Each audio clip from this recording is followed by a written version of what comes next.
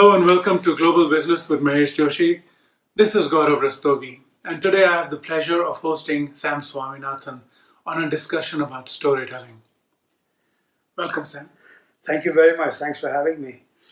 I met Sam at actually a workshop that Sam held at my company over a decade ago on storytelling, and I was impressed by his his storytelling, his ability to inspire us with stories, and the lessons I acquired in that one lecture. In fact, those series of conversations have stayed with me through my career. So I have the honor and pleasure of hosting you. Let me tell you a little bit more about Sam, and then we have a lot to cover. Thank you very much, Gaurav. It's my pleasure to be here. Great. Sam is an electrical engineer and an MBA. He began his career at the Indian Navy and then moved on to Shell. And then after a long career in 1995, Sam began his own consulting business as a storyteller, which is not a card many people used to have at that time. Yes, it was a very rare thing, and people would often be surprised by what I meant by storyteller, being a storyteller. That's interesting. Yeah, and so over 25 years, you have helped companies become world class through the power of stories. Yes, Yeah. I've realized that for anything to be sustainable, you have to appeal to people deeply, and storytelling is a methodology over centuries. We know that actually helps touches people deeply, and corporations are nothing but people. Yeah. You worked with companies such as FedEx, 3M, Williamson, Infosys, Accenture, Tata Steel. These are the who's who of the corporate world. Yeah, I was very fortunate. In fact, I started my consulting career with Unilever, which is not mentioned there. But they were my first client, and I was very fortunate to work with, and perhaps I learned as much, at least, as I gave, if not more, working for these great companies. Yes. Well, there's some soap opera in there, I'm sure. That too, yes. And over the 25 years, you've been a storyteller for companies. You've been in more than 20 plus countries and have inspired more than 400,000 people through the power of storytelling. That has been my greatest privilege. I'm grateful to have had the opportunity. And I might not have inspired all of them, but at least, they've had the opportunity to listen to what I had to say and agree or disagree. Hopefully they gave some thought to what I said. I can assure you I was inspired. Thank you. So Sam, in today's conversation, we want to talk about storytelling in companies. And I thought of you immediately when the topic came up, because who better than you to talk about the story of storytelling in companies? Thank you. Thank you very much.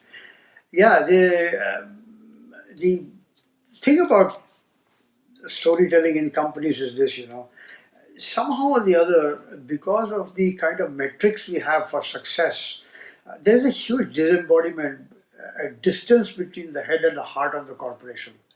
And this is across the board. It is not just a handful of companies. Majority of companies, struggle with this disembodiment, this distance. Definitely not created deliberately, more by accident than by design. But then there is a need to bridge it. Now, storytelling sounds, I'm sure when you started, this must have sounded flaky, right? As in, people tell stories out of school all the time. Oh, some cultures really are very, very repugnant to the word storytelling. For example, I was told when I made this card and who called myself storyteller, I said, look, you will never get access to senior management.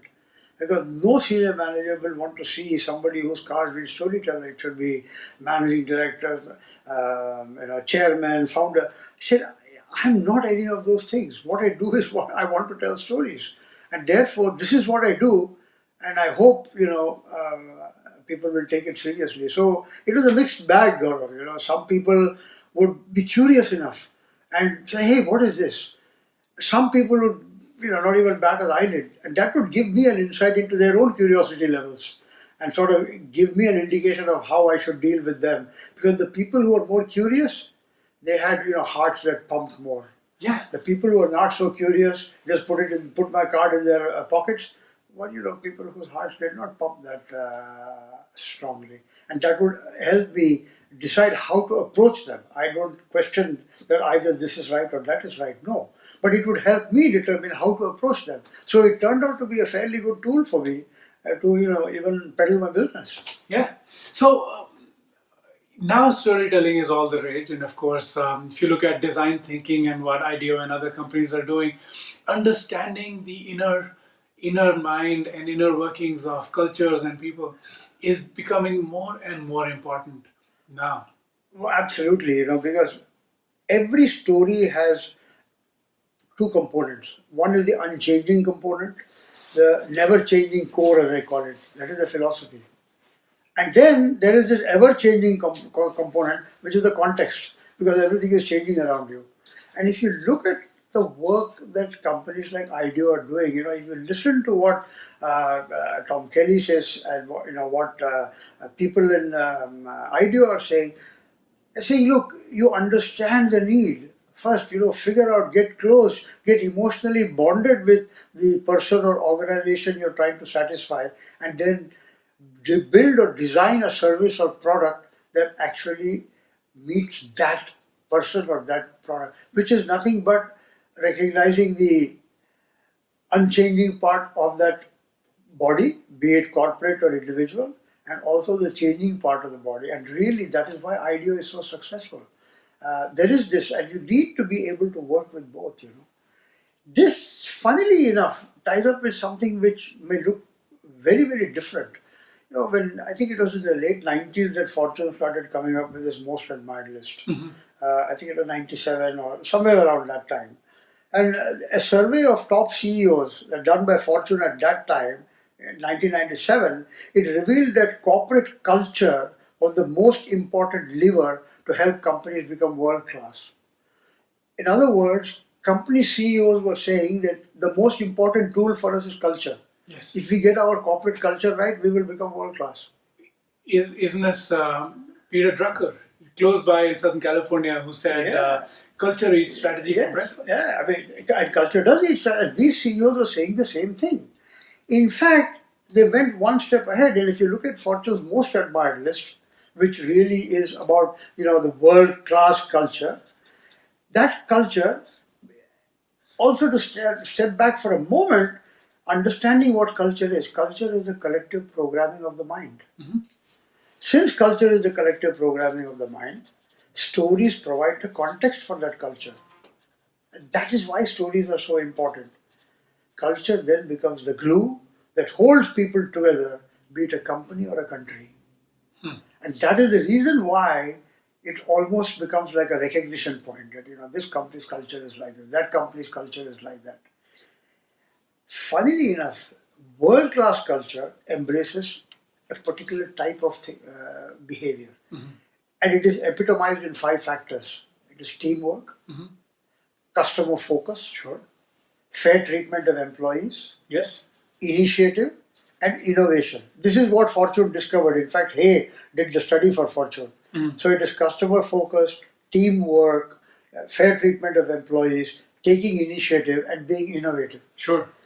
On the other hand, if you look at ordinary companies, they focus on something completely different. It's like making budget, supporting the boss, respecting the chain of command. Checking the boxes. Yeah. And this is, unfortunately, this is what it is. So, to go back, Gaurav, the stories that companies create and represent mold the corporate culture. The stories that you have is what molds the corporate culture.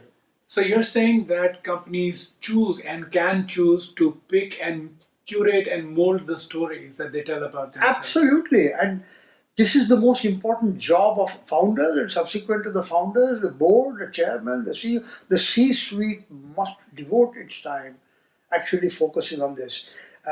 Corporations will have to engage in creating the right story. I took some notes to be able to, be succinct in what, I'm sharing with you.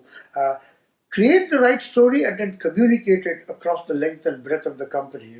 The story must cut across all boundaries: internal, external, vertical, horizontal and geographic. All these 5 boundaries exist in corporations. And guess what? Stories are one weapon that can simply cut through it. Which companies have you seen, or which executives have you seen do this exceptionally well? So it just take Tatas. I mean, I grew up in Jamshedpur and therefore I have a specific love for And so, Tata. for a global audience, this is the Yeah. Tata Group in India, Yeah. which is the largest. It touches every person in India. From steel The to group, software. yeah, from salt to steel. Salt to Yeah. steel to software. Yeah, it's the software now. It touches every corner of the country, every individual in the country. It touches the entire population. Now, the Tata's was born from an idea.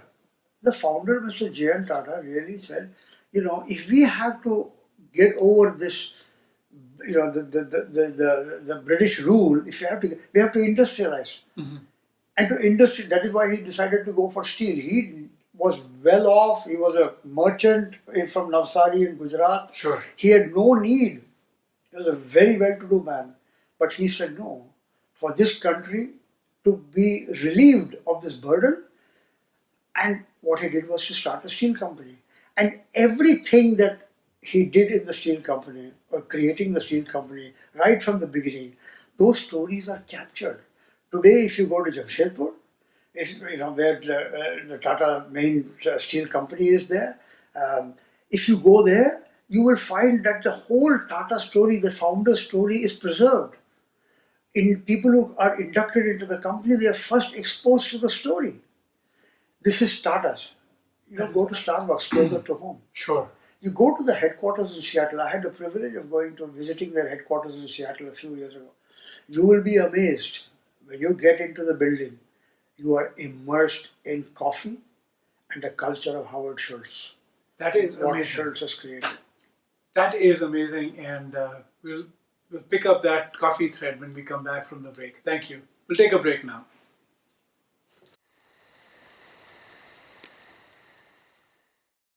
Welcome back to Global Business with Mahesh Joshi. This is Gaurav Rastogi, and we're talking to Sam Swaminathan, and we're discussing a really interesting subject, storytelling. Before the break, we were at the coffee shop and having some coffee at Starbucks in Seattle. So Sam, welcome back. Yeah, so as I said, when you walk into the headquarters of Starbucks, you are transported to a different world. It's an immersion. It's truly an experience of immersion. How Howard Schultz has achieved it, I don't know, but it's really remarkable. I mean, it's a building. It's a building on many floors. And yet, within that building, it's something incredible. And this is the inside of the company, where you find a coffee story all over on all the walls. The Starbucks story is you cannot escape it. So what happens if you spend 2 weeks there, or as an employee or as a visitor, you come and spend 2 hours or 2 days there, you are immersed in the culture of Starbucks. And that is what grows. I told you, culture is the glue that keeps people together in the corporate. And Starbucks has done a phenomenal job of this. Even the coffee tasting process. I experienced a coffee tasting process at Starbucks headquarters. It is ritualistic. And that is one time.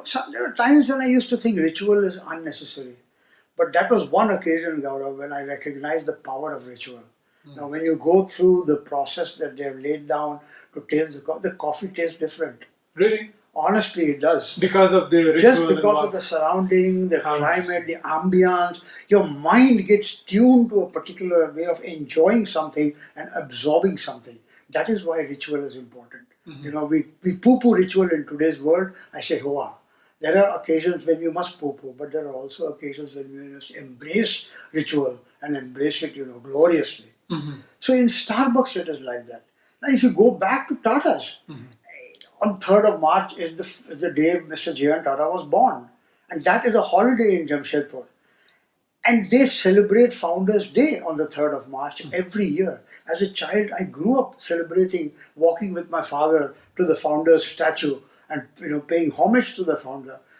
Thousands and thousands of people, those days Tata Steel had 35,000 employees when I was a child. Today it has only 15 or 10,000 and produces 6 times more. But those years, everyone would go and pay homage to the founder. That makes you then think about the founder. It makes you think about the sacrifices the founder made to make the company possible. He had to sell his wife's jewelry. Really? He had to pawn his wife's jewelry because no bank would give them a loan. Because the British had said, thou shalt not give a loan to these people to produce steel. So he had to pawn his own wife's jewelry. And that's the power of his belief in what he wants. And now when you communicate this story to an employee who's joined yesterday, imagine what impact it has. This is what we have to understand. This is the power of stories. And you can never underscore the power of stories. You know something? The only way, the emotional mind has to say yes to get the rational mind to say yes. The key lies in the emotional mind. And the emotional mind, the key to the emotional mind is in storytelling.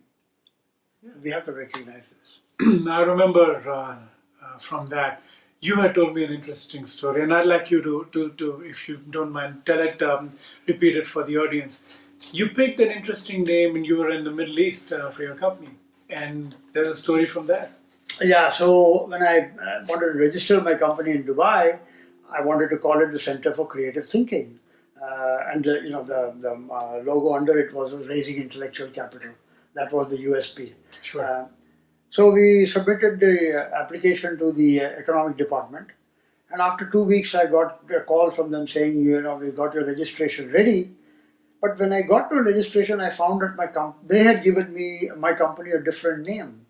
It was called Al Afkar Management Consultancy. But Afkar means ideas in Arabic. It's a nice name, but that's not the name I wanted. And I really felt that, my aim was to work with many countries. I thought, this may not be understood by everyone. So I didn't know. I went back to my office very dejected. I was sitting and, scribbling some notes that, I tend to do when I'm thinking as to what should I do. I mean, I'm standing in front of this mountain. I don't know how to climb it. And suddenly, I got an idea. So I put pen to paper and wrote a letter to the Director General of the Economic Department, one Mr. Muhammad Al-Abbar, a fine gentleman.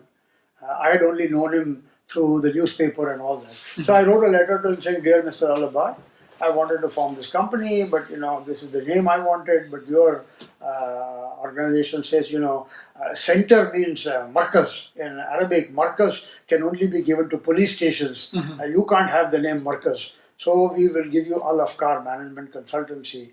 And they gave me the registration under that name.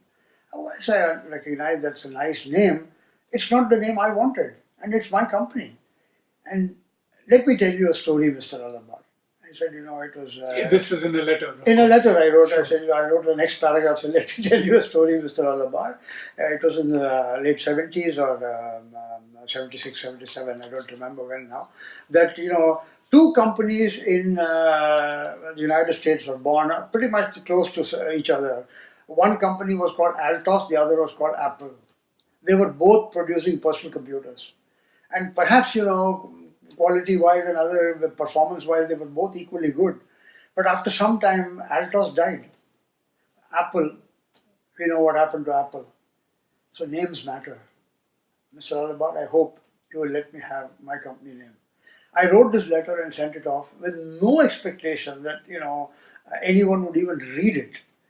After about 10 days, I got a call from the secretary of the economic department. A phone call, saying, the Director General would like to see you. I was petrified, I thought, my God, is he going to really get upset with me that, I had the temerity to write a story and, tell him these tales? Anyway, I said, I have written, so, and I don't feel I have done anything wrong. So I gathered courage and went to his office. I must say, he was so nice to me. He came up to the door, he warmly welcomed me, got me a cup of coffee or tea to have, and sat with me, asked me about myself, etc. And then he said, I love your story. I think it's a great story, you can have your company name. And I got my company name. Stories matter. Stories matter. And when you are faced with some insurmountable, I understood myself. even more the power of storytelling. I mean, I knew the storytelling was powerful because I had already planned to use that in my consulting work. But this was the proof of the pudding, and I recognized how powerful stories can be. The stories must be genuine. There must be genuineness and warmth in the story. That's very important, Gaurav. If there is neither genuineness nor warmth, or not enough of them, then it is unlikely that the story can be. And it must be delivered with humility. I think it's very, very important. Our leaders deliver their stories with arrogance. Most of our leaders deliver stories.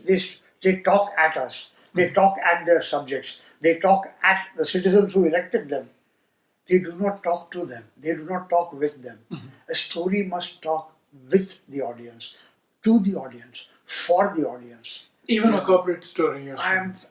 even more so because we remember one thing: every person who goes to work in the corporation, unless he's a founder or the founder's son or daughter, he or she is an outsider. And how do you build that bond between an outsider and it is like, a marriage where the son-in-law, the daughter-in-law first enters the home of the other spouse. You imagine how important that moment is, how you are embraced, how you are received, be you the male spouse or the female spouse. That pretty much determines how the relationship will go in future. So these stories, these are the stories that make the difference. When you join FedEx, when you join Nordstrom, the induction programs are so powerful. They tell you, when we join FedEx, they tell you the story of Fred Smith. Take Nordstrom. Nordstrom was started by Johann Nordstrom in 1901. By the way, it is almost the same age as Tata's. Pretty much the same. Sure. Johann Nordstrom came from Sweden. He went to Seattle, and along with a partner, many people may not know, he started a footwear company. Nordstrom's genesis is footwear. They started there.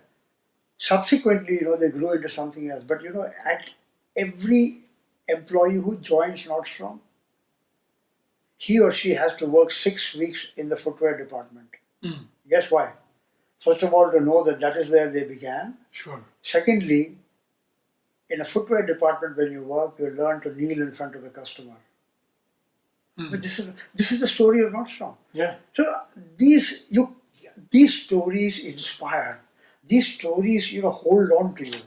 And those are the stories that then bind you to the organization because you are coming from outside. And you are coming with your own story. Your story has to marry with the story of the parent now, of the organization. Sure. And if the stories are diverging, something has to be done to make them converge. So it is these powerful, actions, behaviors, call it whatever you like, or reminders of how an organization was born. When you go to Jubilee Park and Jamshedpur, you see the founder's life. And when you experience the founder's life, you say, my God, all these things happened for this to happen. All of a sudden, you learn to love the founder. You learn to love then the organization. That is the power of storytelling. Yeah. Now that you're talking about this, companies have founder stories. There's also this drama of the David versus Goliath type of story where you're up against, you're a tiny little, again, another Seattle company. You're a tiny little bookseller online. Yeah. But the Goliath you're up against is Walmart. Yeah. And that's the story that gives you energy for 20 years. Yeah. And now you've got Goliath where you need it. Yeah, and Jeff Bezos is the richest man on this earth, number one. Number two, his company has redefined retail. He just simply redefined retail and gone full circle to open brick and mortar bookstores now. And buying Whole Foods. And Whole Foods. So This is wonderful. yeah, that really is the story. One thing I want to quickly add, look up the Roman Catholic Church. That is the best told story as far as I know. The Roman Catholic Church is all about Pope to priest at the pulpit. There are about 8 levels. And all those 8 levels, it's the most powerful organization on our planet. What do you think the Pope does at the top? And what do you think the priest does at the bottom? They tell stories. And they tell consistent stories. The story has been very consistent in the Roman Catholic Church, and that's the reason why it is the most powerful country on this earth. The Vatican is the Sure, most yeah. powerful country on Crafted, this earth. curated, Yeah, and conveyed. yeah. They tell stories to spread the faith. And that you know there is no organization larger than the Roman Catholic Church. At least not that I know of. Wonderful. Sam, this is wonderful. We're going to take a break, and when we come back, we are going to talk about storytelling as a career choice. Excellent.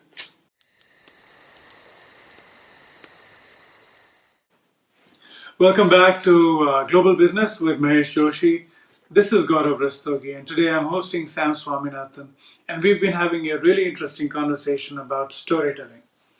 Now, Sam, in this section, I want to really ask you this question.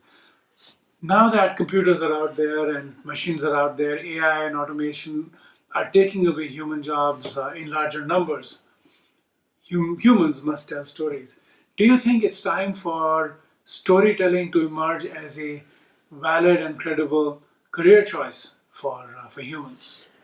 It's an interesting question. I mean, I've often pondered over it. While as executives, people do tell stories, storytelling as a full-time vocation may not be sustainable at this point in time in the corporate evolution. I think corporations and society needs to evolve more before that can become. There was a time, Narad Muniji's time, when storytelling was a full-time profession. Yeah, bards and balladeers. Yeah, yes. but today I don't think that in the corporate world we are ready as yet. Having said that, we must not forget that storytelling is a very valuable skill, not only for the corporation as a whole. It is necessary for each and every one of us to carry out our own responsibilities at work, at home, and even more importantly, Gaurav, in the community. I really believe we need storytelling in all those areas, not as a full-time vocation, but as one of the arrows in our quiver.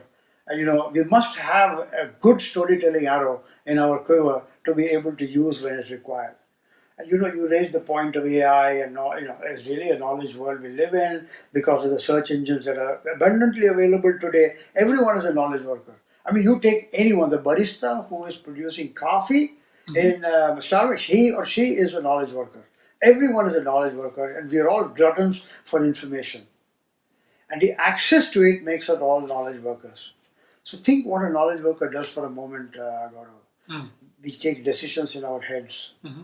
A knowledge worker's work actually is processed in the head.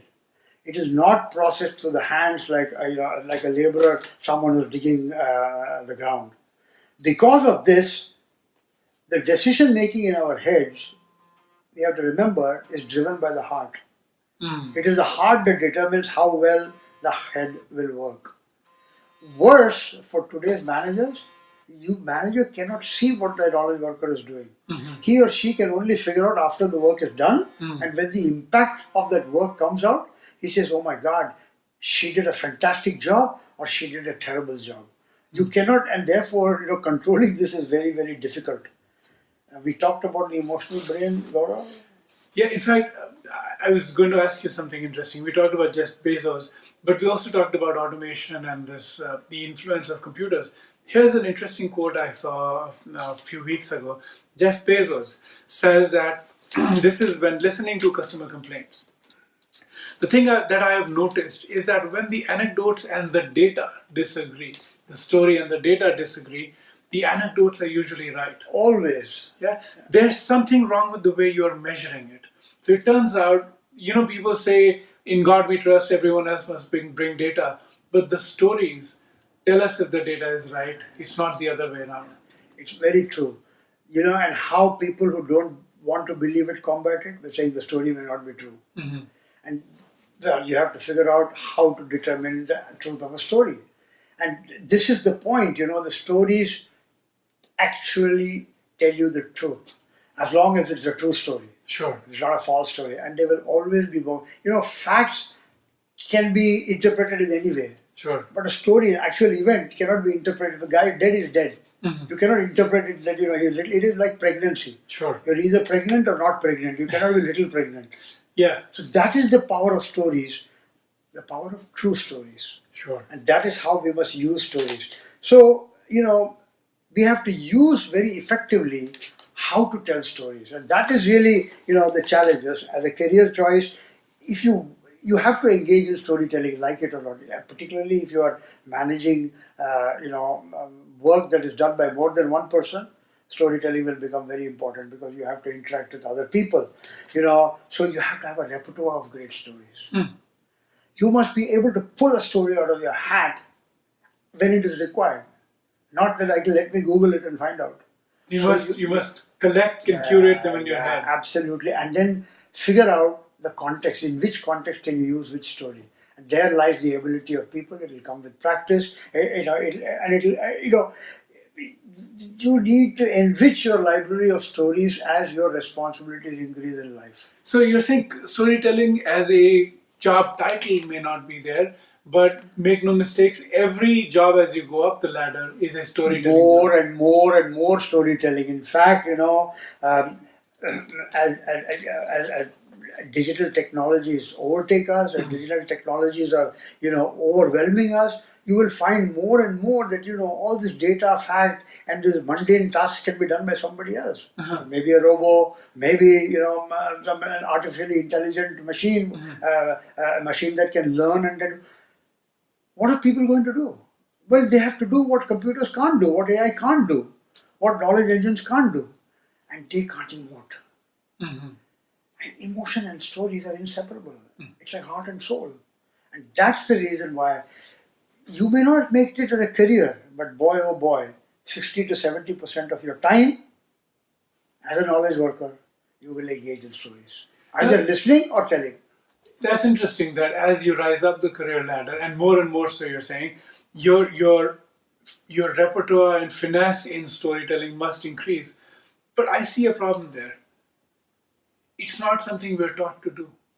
And as we grow in our careers, we feel that we must become more stern, more robot-like in our outlook. Isn't that a problem? Big problem. This is where our education has, sort of drifted away from the actual need of the hour. It is like saying, you got a patient, the hospital, the surgical bed, at the operation theater. There's 6 specialists are working on the patient. Somebody on the brain, somebody on the heart, somebody on the kidney. Every guy says, I'm successful, I've done my job. The patient is dead. What's the point? We've all individually done everything and we're It successful. doesn't help. Because you have to bring everything together. Again, culture, glue. Bringing everything together, you need stories again. Nothing else can bring things together. Remember that. We are becoming more and more diverse. Never mind all these things about, we need to protect ourselves. You cannot build barriers. You cannot grow by building walls. You can only grow by breaking walls. And therefore, this more diversity, more mix will take place in the corporate world, in the community, in every surroundings around us. And we have to learn that storytelling, that one arrow from our quiver, can be a very powerful arrow to cut through these differences. Now, we're seeing the rise of these strongman leaders all over the world, and not just here in the US, but everywhere else.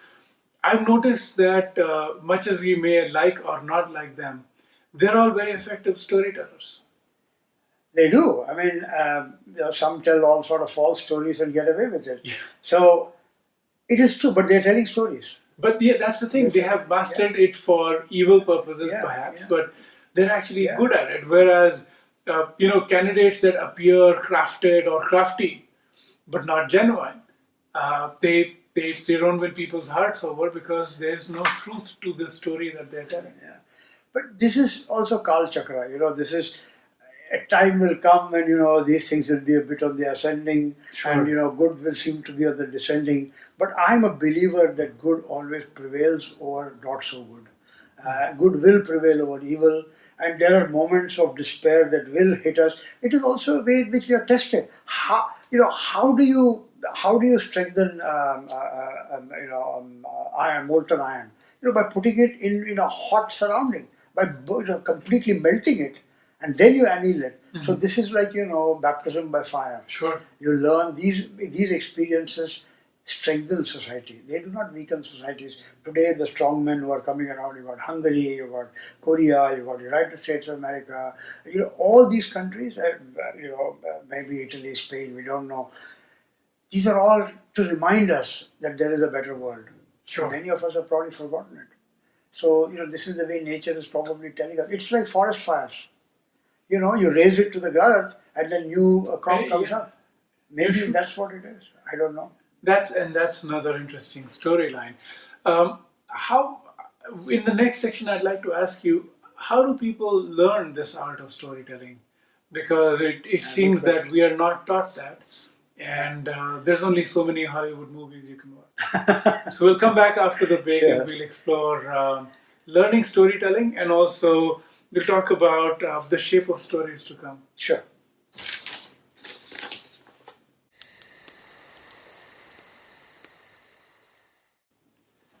Welcome back to Global Business with Mahesh Joshi. This is Gaurav Rastogi, and today we're talking to Sam Swaminathan about storytelling. When we left at the break, we were thinking about how, as you grow up the career ladder, the degree to which you need to be good at storytelling and your repertoire of well-told story must continue to increase. And as a societal leader, business leader, education leader, any sort of leadership role is really about the power of moving other people through your storytelling. That's very impressive. But how do you learn that? How do you acquire those skills? Good question. So, it was only in 2003 that Harvard Business Review first carried this article called The Power of Storytelling.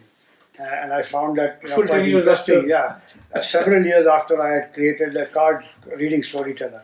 So, storytelling as a powerful tool is beginning to be understood and accepted by many. Perhaps we need more. Again, companies like IDEO are really doing a fantastic job of making sure that more people understand the power of storytelling. But basically, Gaurav, corporations need to identify what I call apostles. Just like the Roman Catholic Church had identified a whole lot of apostles, I'm sure the Hindu Dharma, the Muslim, every faith has had its own series of apostles who really are the carriers of the stories. Corporations need to build apostles. Now, it's a little bit of chicken and egg. Do you learn the storytelling while in school, or do you go to a corporation? The corporation it doesn't matter one way or the other. Either way, we have to have apostles. We must have apostles who can tell the stories. The apostles must be people who know the story very well. First of all, they must know the corporate story like the back of their hands. And then they must be eloquent storytellers. So, regardless of whether one has the skill or one doesn't have the skill, it can be learned. It is an acquired skill. It is not something that only some people can have. Really? Yeah, any and everyone can. I'm reminded of something when you say when you ask the question really, or it was Edward de Bono, the father of lateral thinking, who said, if you're walking on the street and suddenly somebody gives you a pair of roller skates, and asks you to use them, you might stumble and fall. But if there are 5 of you and all 5 of you are given roller skates and taught a little bit how to use the roller skate, all 5 of you will cover distance faster. Some may cover faster than others, but all will cover faster than they did before. Sure. Everyone can improve. Everyone can. So this storytelling, like thinking, is a skill that can be acquired. No matter how good or bad you are today, you can get better tomorrow. So that is something that we need to understand. Now, schools may not start storytelling as a course, while I suggest they should. Now you see IDEO is running storytelling program, full-fledged storytelling lessons they are giving you. So maybe, it will get institutionalized very soon because, a company like IDEO, when they get involved, everyone listens to them. So you have to incorporate it in either in programs in universities or maybe in schools. And in schools, maybe they do it, they give you elocution, debating, and all that is part of learning to tell a story anyway. But once you get into the corporate world, I really think that, these apostles, you need to identify some of these apostles and help them learn how to tell stories. That is very important, And there are some basic steps that need to be taken to tell stories, and if we can follow some of those tenets, I think we can do a fairly good job. Keep the story simple, for instance. Do not have a complex theme. If there is a complex theme, break it down into multiple stories, so that each story sends one or two messages and not more. Sometimes we get excited, and I'm to blame. Recently, I sent a video of mine to my son, and he sent it back saying, "Dad, there are too many concepts in it. Can you please simplify it?" Sure. And I got the message. I said, "Okay, what he's saying is right," because he listed the number of concepts. He said there are 11 concepts in this. I mean, you're going to blow somebody's mind off. No, please bring it down. That's someone to whose sons are consultants. Yeah, and who probably tell stories every day in their own life, so they know better than me. What. So keep it simple. Sure. And even even a storyteller like me, I'm told, even I think I am guilty of not keeping it simple enough. So we should learn to keep it simple. The second critical thing in a story, it must be credible. It must be baked in truth. It cannot be baked in some myth. It cannot be baked in something that is completely untrue. It has to be true. You might migrate a little bit from the truth, but it has to be very, very minor migration, only to add pizzazz to the story, not to change the story. So credibility is absolutely must. And there must be a protagonist and an antagonist in every story. Because when you place a protagonist and an antagonist, Gaurav, then you bring in emotion quite naturally. Because you support the protagonist and you are, getting angry with the antagonist. Sure. So your emotions begin to bubble. And that is it's a very simple way of, charging your emotional battery is to introduce a protagonist and an antagonist in the story. Like the story about my company name I told you, the antagonist was the clerk down below, Sure. and the protagonist was myself. I am feeling devastated. So the audience is more interested in my welfare rather than the clerk's welfare. Sure. So then there's a little more, hey, what happened next? So this creation of an emotional bond comes by introducing a protagonist and an antagonist, and you must smartly do that. As I said before, in order to learn how to tell it, gather stories. Gather stories, embrace stories that you need to read, you need to watch, you need to observe. So for that you require a fundamental vitamin in your system. Two fundamental vitamins. Curiosity, vitamin C, and humility, vitamin H. Curiosity says, hey, why is it like this? And humility says, I don't know, so tell me. Some people say, why is it like this? I don't want to know. You need vitamin C and vitamin H. Then you will gather stories. You'll naturally stories will start migrating towards you. Because Gaurav, if you are a good listener, I'll talk more. It's very simple. Sure. So be a good listener. Every storyteller must be a world-class listener. Because the moment you're a world-class listener, you will gather more stories.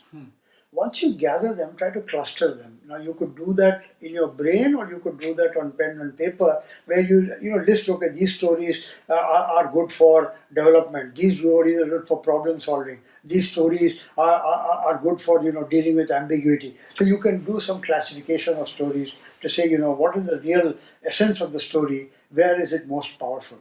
Of course, the same story can have effect on more than one issue you're addressing, but it is good to have this now. Some of us can do it with our own brains by categorizing these stories in our brain and pulling the right story at the right time.